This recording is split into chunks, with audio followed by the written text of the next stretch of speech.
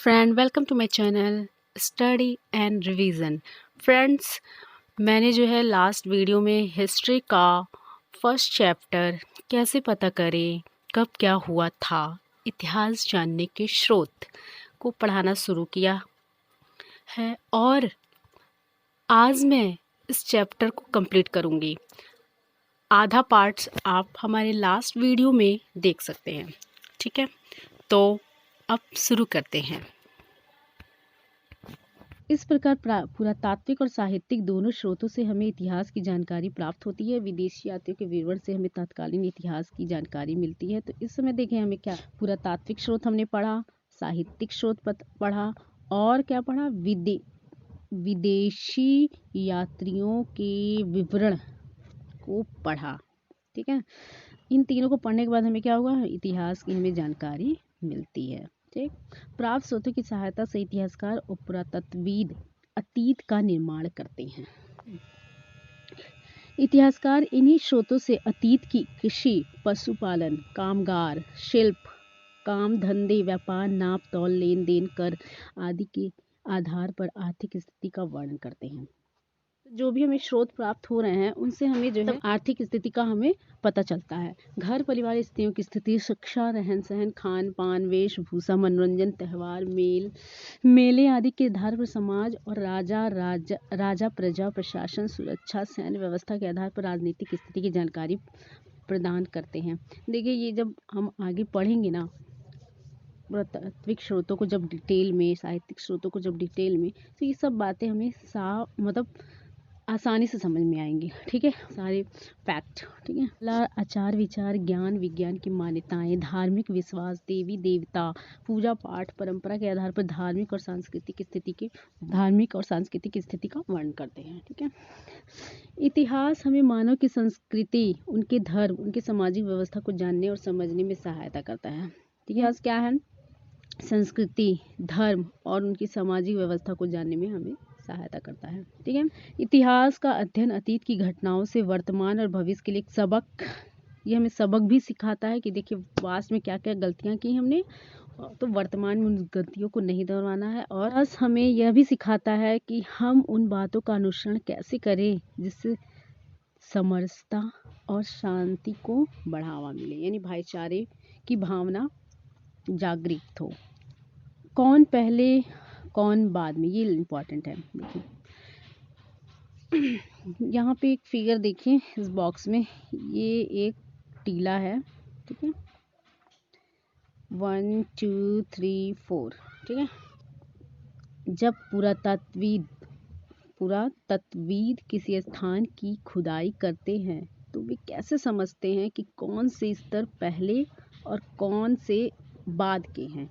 इस चित्र को देखिए, तो देखिए यहाँ पे जो है ना, ये जो है फर्स्ट नंबर पे है और ये फोर्थ नंबर पे है, यानी कि ये सबसे ऊपर वाला पार्ट है और ये सबसे नीचे वाला पार्ट है।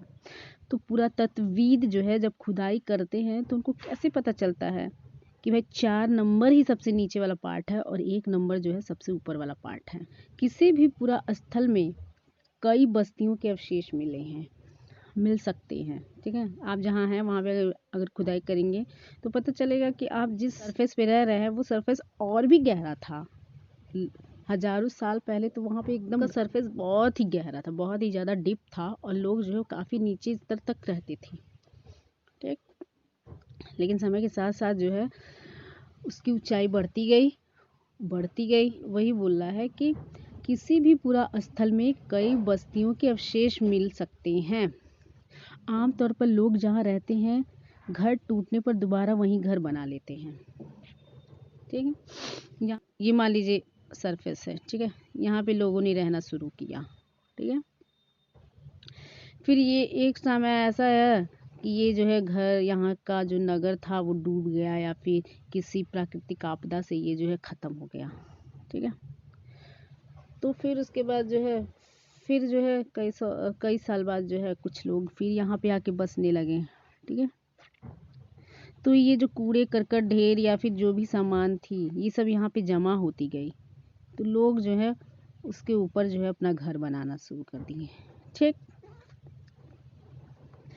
फिर उसके बाद यहाँ पे फिर कुछ घटना हुई तो यहाँ पे जो है घर टूटे फूटे हुए, फिर 100 साल बाद जो है फिर यहाँ पे बदलाव आया। 100, 2 साल, 3 साल, 4 साल, 1000 साल बाद यहाँ भी बदलाव आ गया। यहाँ पे जो जैसे जैसे बदलाव आएगा वैसे वैसे जो है क्या है, जैसे जैसे यहाँ मकान टूटेंगे, खंडहर बनेंगे और ख़त्म होते जाएंगे, वैसे वैसे नए लोग आकर यहाँ पे बसना शुरू कर देंगे। इससे क्या होगा, ज़मीन है वो जो है धीरे धीरे ऊपर उठने लगेगी। ठीक है, कि ज़मीन धीरे धीरे जो है ऊपर उठने लगेगी, क्योंकि यहाँ पे बसना शुरू किया था, टूट फूट गया तो दूसरे लोग आके बसने लगे, फिर ये भी टूट फूट गया मकान, फिर तीसरा मतलब फिर जो है 250-300 साल बाद जो है लोग यहाँ बसना शुरू किए। ठीक है, तो धीरे धीरे ज़मीन क्या होती है, ऊपर उठने लगती है। ठीक है, और सैकड़ों साल बाद वहाँ पे एक टीला बन जाता है। इसलिए जब टीले की खुदाई की जाती है तो उसका निचला स्तर सबसे पुराना होता है। जब यहाँ खुदाई करेंगे, यहाँ से खोदना शुरू करेंगे, तो जब सबसे नीचे वाले स्तर पे आएंगे तो यहाँ पे ये जो है बहुत पुराना मिलेगा हमें। ठीक है, यहाँ लिखा ना, जब टीले की खुदाई की जाती है तो सबसे निचला स्तर सबसे पुराना होता है और उसके बाद के स्तर बाद के युगों के होते हैं। जब हम टीले की खुदाई करते हैं, ठीक है, तो देखते हैं कि इसके कई स्तर होते हैं। इसकी खुदाई करेंगे, ऐसे ही टीले कई मिले हैं जिसकी खुदाई करने से हमें यहाँ पे जो है आभूषण, मिट्टी के बर्तन, खिलौने, हथियार, औजार मिले हैं। ठीक है, अब इतिहास में तिथियां क्या होती हैं। इतिहास में कुछ तिथियां ईसा पूर्व में होती हैं और कुछ ईस्वी में होती हैं। देखिए ईसा बुक में दिया रहता है 16वीं सदी ईसा पूर्व, 6वीं सदी ईसा पूर्व। ठीक है, जैसे कि मरगत का सर्वन 6वीं सदी ईसा पूर्व का है ना। तो ईसा पूर्व क्या होता है और ईस्वी क्या होता है, हमें इसमें अंतर करना है। ईसा पूर्व और ईस्वी, हमें इसमें अंतर समझना है। देखिए ईसा पूर्व का तात्पर्य ईसा मसीह के मतलब ईसाई धर्म के प्रवर्तक के जन्म से पहले का समय है, यानी कि ईसा पूर्व यानी BC, यानी कि बिफोर क्राइस्ट। यहाँ पे लिखा है बिफोर क्राइस्ट कहते हैं। ठीक है, इसे अंग्रेजी में BC या बिफोर क्राइस्ट लिखते हैं, यानी कि ईसा मसीह का जब जन्म नहीं हुआ था तो उससे पहले का इतिहास जो भी था उसको हम अगर डेट देते हैं तो ईसा पूर्व करके लिखते हैं। ठीक है, और जब ईसा मसीह जब पैदा हो गए थे तो उसके बाद का जो इतिहास था उसको हम जो है AD करके इंडिकेट करते हैं। उस समय के डेट को हम AD करके इंडिकेट करते हैं, यानी कि ईस्वी करके इंडिकेट करते हैं। इसी प्रकार ईस्वी के को अंग्रेजी में AD लिखते हैं। AD लैटिन भाषा के शब्द एनो डॉनबी से बना है। AD का मतलब होता है ईसा मसीह के जन्म का वर्ष, अर्थात ईसा मसीह के जन्म के बाद की तिथियों में हम ईस्वी और AD का प्रयोग करते हैं। सिंपल लैंग्वेज में ईसा पूर्व जो ईसा मसीह के जन्म से पहले का डेट यानी इतिहास था उसे ईसा पूर्व के डेट में लिखेंगे, और जो ईसा मसीह के जन्म के बाद का इतिहास रहा है उसे हम जो है ईस्वी के डेट में लिखेंगे। ठीक है, बात समझ में आ गई। अब देखते हैं अभिलेख। अभिलेख क्या है, यहाँ फिर समझ लेते हैं। कठोर सतहों पर उत्कीर्ण किए गए लेख, मतलब जैसे पत्थरों पर लिखे जाने वाले लेख, जैसे अशोक का था रुमनदेही अभिलेख। ठीक है, तो वो हो गया। स्तूप क्या है, मतलब स्तूप का अर्थ होता है टीला। ठीक है, स्तूप के अंदर एक डिब्बे में महात्मा बुद्ध और उनके अनुयायियों के शरीर के अवशेष या उनके द्वारा प्रयोग में लाई गई सामग्री, पत्थर अथवा सिक्के रखे रहते हैं। एक टीले जैसा बना रहता है, इसी में उनके अवशेष रखे रहते हैं। ठीक है, जैसे अभी आपने देखा ना धमेख स्तूप, आपने फिगर में देखा था, यहाँ पे देखिए ये है धम। फिर क्या है पूरा स्थल। पूरा स्थल क्या है कि वह स्थान जहाँ खुदाई से औजार, बर्तन, इमारत, अवशेष मिलते हैं, जहाँ पूरा स्थल जैसे जल स्रोत जैसे नदी, तालाब, झील, समुद्र के किनारे पाए जाते हैं। देखिए सिंधु घाटी सभ्यता देख लीजिए, वहाँ पे खुदाई से ही सारे सामान मिले हैं, चाहे वो औजार हुआ, बर्तन हुआ, इमारत हुआ। ठीक है, पूरा स्थल जो है अक्सर कहाँ मिले हैं हमें, नदी, तालाब, झील, समुद्र के किनारे ही मिले हैं। ठीक है, अब ये देखिए बहुत इंपॉर्टेंट क्वेश्चन, टेट में आता रहता है ऐसा क्वेश्चन। महाभारत विश्व का सबसे बड़ा महाकाव्य है। लंदन स्थित ब्रिटिश म्यूजियम विश्व का सबसे बड़ा संग्रहालय है। विश्व का सबसे बड़ा संग्रहालय क्या है, लंदन स्थित ब्रिटिश म्यूजियम। ठीक है, जो लंदन में है। ठीक है, और ये तो सबसे इम्पोर्टेंट क्वेश्चन है, ये मैक्सिमम पूछता है कि अलेक्जेंडर कनिंघम को भारतीय पुरातत्व विभाग का जन्मदाता माना जाता है। भारतीय पुरातत्व विभाग का जन्मदाता कौन है? तो अलेक्जेंडर कनिंघम है। ठीक कि प्राचीन काल में मानव किस किस पर अपने अभिलेख लिखते थे? तो हमने बताया ना, ताम्रपट, भूतपट, शिलालेख, स्तंभ लेख, ये सब। पाठ में अपने सम्राट अशोक के किस अभिलेख के बारे में बताया? मणिदेयी अभिलेख। ठीक है। इतिहास लेखन में सिक्के और अभिलेख किस प्रकार सहायक होते हैं? तो सिक्के जो है आर्थिक स्थिति को दर्शाते हैं। ठीक है। और राजा के शौक होते हैं उनको भी दिखाते हैं। ठीक। अभिलेख जो है वहाँ की सामाजिक स्थिति के बारे में बताते हैं, शासन प्रशासन के बारे में बताते हैं। मेगास्थनीज की पुस्तक का नाम क्या था? तो मेगास्थनीज की पुस्तक का नाम था इंडिका। ठीक है। इतिहास जानने के पुरातात्विक और साहित्यिक साधनों का वर्णन करिए। तो अभी मैंने आपको बताया था पुरातात्विक में जो है आपका आ जाता है अभिलेख आ जाएंगे, अभिलेख आ जाते हैं। ठीक है। फिर क्या आ जाते हैं? सिक्के आ जाते हैं, सिक्के आ जाएंगे। और क्या आ जाएंगे? आपके भवन आ जाएंगी, स्मारक आ जाते हैं, स्मारक। और फिर क्या आता है? मूर्तियाँ आ जाती हैं। और क्या आ जाएंगे? चित्रकला आ जाएंगे। ठीक। मिट्टी के बर्तन आ जाएंगे, हथियार आ जाएंगे, औजार आ जाएंगे, आभूषण आ जाएंगे, खिलौने आ जाएंगे। ये सब पुरातात्विक स्रोत हैं, पुरातात्विक स्रोत जो खोद के निकाली गई हैं, खंडहर के रूप में बची हुई हैं। ठीक है।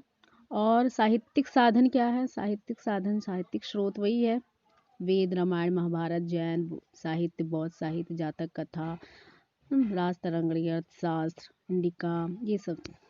अच्छा, अंतर स्पष्ट करिए। तो ये अच्छा क्वेश्चन है। पूर्व यानी प्राग ऐतिहासिक काल किसे कहते हैं? पूर्व ऐतिहासिक काल किसे कहते हैं या प्राक ऐतिहासिक काल किसे कहते हैं? तो यानी कि इसमें जो लिखित साक्ष्य जो है नहीं मिले हैं। ठीक है। ये हो गया। आर्ध ऐतिहासिक काल क्या होता है? इसमें हमको लिखित साक्ष्य मिले हैं लेकिन हम इसे रीड नहीं कर पाए। ठीक है। और ऐतिहासिक काल क्या हो गया? लिखित साक्ष्य मिले भी हैं, साक्ष्य मिले और हम इसे रीड भी कर लिए। ठीक है। निम्नलिखित से आप क्या समझते हैं? पुरातत्ववेत्ता, ठीक है, जो जमीन से खोदी गई चीजों पर रिसर्च करते हैं। इतिहासकार वो होते हैं जो तथ्यों और साक्ष्यों के आधार पर जो है इतिहास के बारे में जानकारी देते हैं। सही कथन पर सही का निशान और गलत कथन पर गलत का निशान लगाइए। तो ये देखते हैं। पूरी या प्राक इतिहास जानने के लिए हमारे पास लिखित सामग्री है? बिल्कुल नहीं। प्राचीन काल के मानव कागज पर लिखते थे? गलत। सिक्के एवं अभिलेखों से ऐतिहासिक जानकारी मिलती? हाँ, मिलती है। राज तरंगणी कौटिल्य की रचना है? गलत। कौटिल्य ने क्या लिखा है? अर्थशास्त्र लिखा है। और राज तरंगणी किसने लिखा है? कल्हड़ ने लिखा है। साहित्य सही। फाहियान मौर्य काल में भारत आया था? नहीं, ये गुप्त काल में आया था, गुप्त काल में आया था। ठीक है। ये होगा क्वेश्चन।